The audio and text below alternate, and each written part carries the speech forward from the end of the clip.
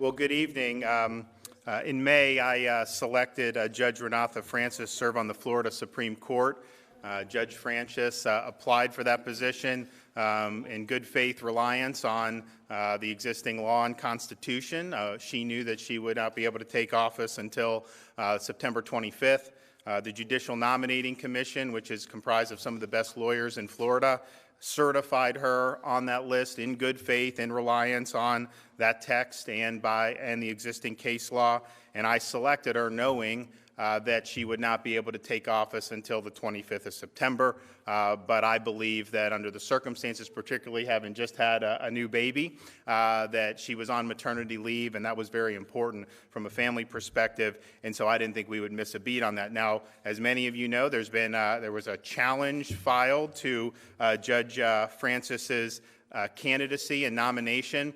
And when that decision worked its way through the court, Judge Francis on Friday made the decision to withdraw from consideration. And I know that was difficult to do, but I think it's a testament to her and to her character that she didn't want any controversy surrounding any type of an appointment.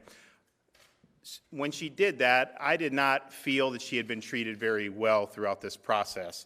And so I picked up the phone and I called the President of the United States, and I told the President what had happened. I told him that we have a great judge down here in Florida who was going to be on the Supreme Court, and while that didn't work out, I think she would make a great federal judge in the Southern District of Florida. And so the President was very receptive to that. All I can say is that that is actively under consideration, but she has my full support to be a federal judge here in the state of Florida, and hopefully we'll get some news on that at some point in the very near future. When you understand what it means to be an American, why the Constitution's so important, and you have that as part of your life. When you grow up in Jamaica and are able to come here as a naturalized citizen and become a judge, become on the Supreme Court list, get selected. Obviously, life throws you curveballs. I think she served as an inspiration to a lot of people throughout the state of Florida, and I particularly am thankful for the Caribbean American community who's rallied around Judge Francis. I think it's been absolutely fantastic. But as one door closes, another door opens, and so I hope that one day we'll be able to look up and see you take the federal bench. So you want to say a few things? So first of all, thank you, Governor, for every opportunity that you've given me, and for your faith and confidence in me that brought me, almost to the Supreme Court. But, sometimes life doesn't work out the way we planned.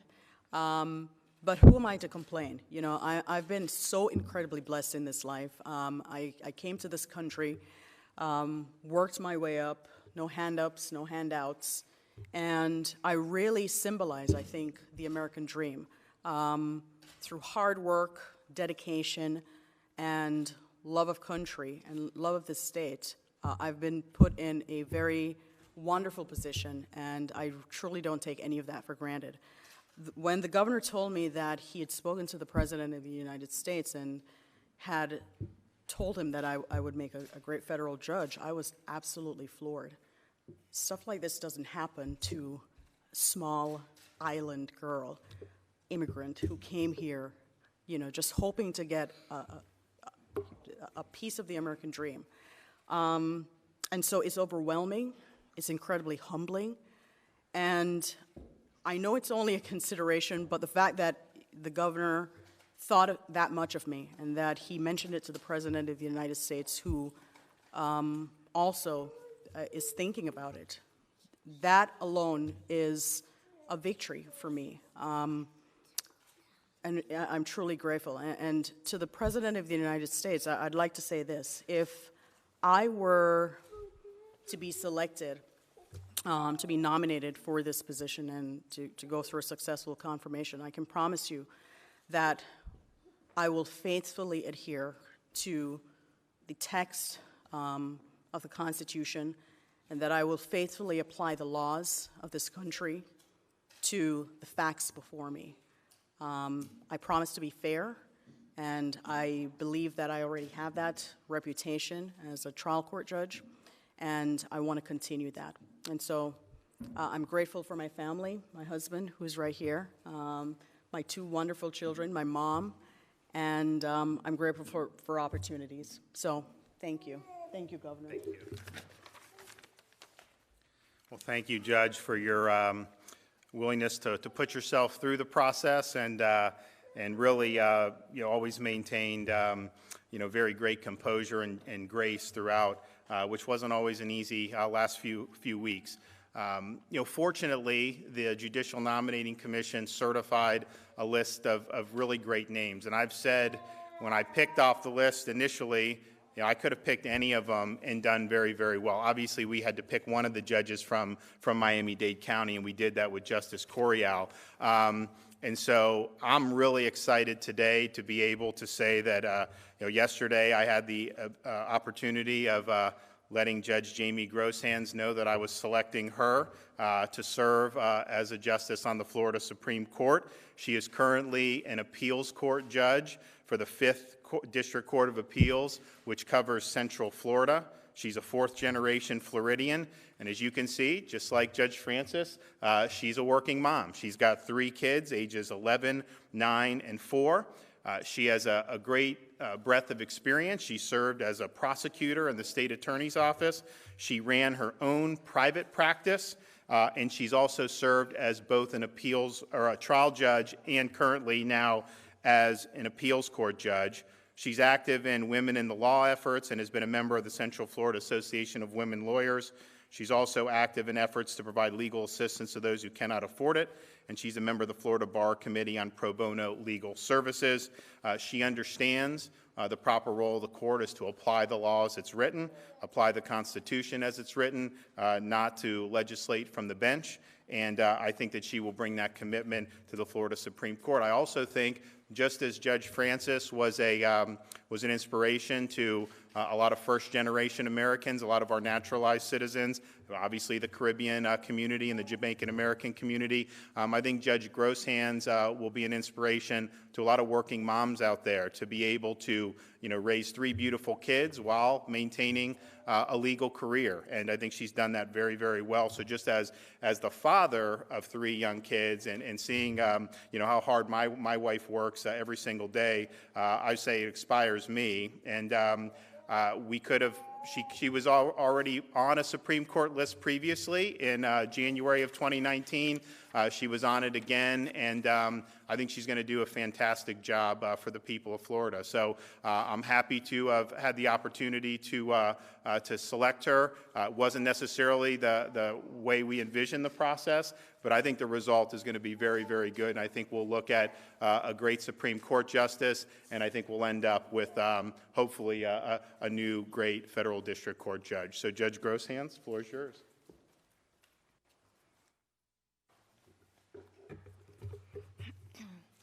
Thank you, Governor DeSantis. I am humbled by this appointment and your trust in me.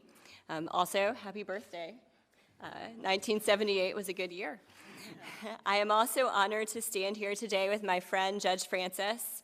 I know this was not the outcome that you planned, but God will, I know, see you through this, and we are cheering for you and your family in this next adventure.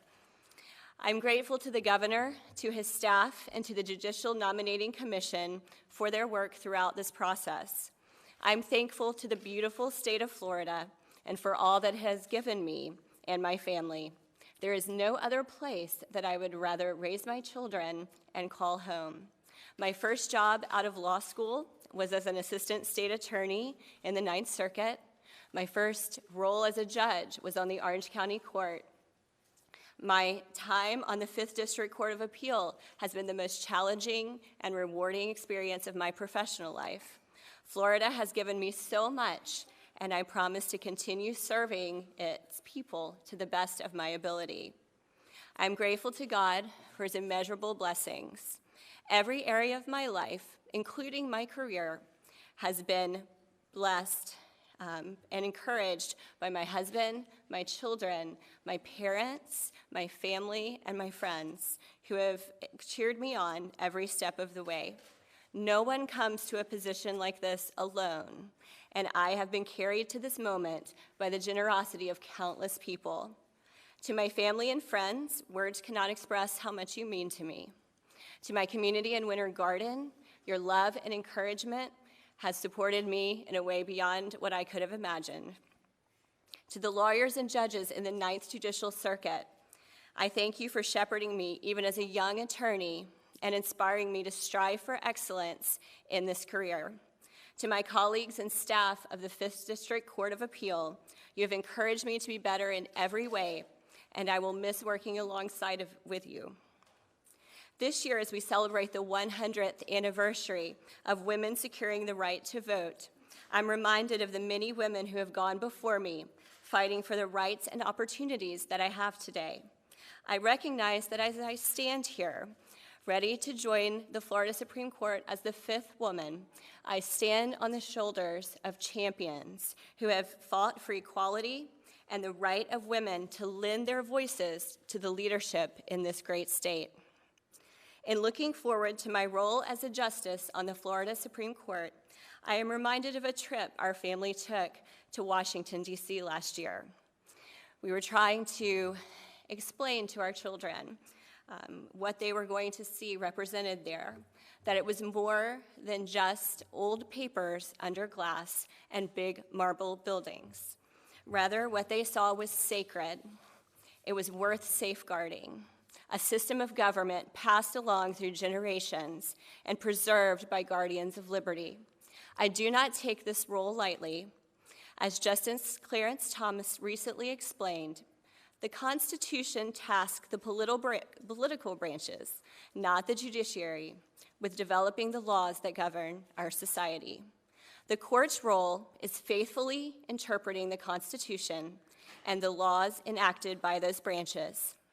He went on to quote Justice Marshall, noting, "Judicial power is never exercised for the purpose of giving effect to the will of the judge, always for the purpose of giving effect to the will of the legislature, or in other words, to the will of the law." The structural constitution and the separation of powers in both our federal and state systems is critical to the proper function of the government. You can trust that I will bring a fidelity to the law and an unyielding respect for the separation of powers to my service on the court. This is the promise I make to Florida today. Thank you again, Governor DeSantis, for this opportunity. Thank you, and thank you for your willingness to serve. And I guess under the court's most recent precedent, I guess you were a justice starting yesterday, because they said selection's the same as assuming off. Oh, I guess we can figure that out some other time. I want to thank both of these judges. And when you look at our state, I mean, we obviously have so much talent throughout the state in so many different fields. But I think here in the legal community, to see a number of judges certified really over the last 2 different years, because we had a number that were certified, and Justice Grosshans was one of those at the time then. They're all very, very good judges, fantastic. And I would say that someone that didn't get selected off this list would be probably in most other states would have been far and away the top. So I think it's a testament to Florida, and I think it's a testament that you're willing to serve and not always.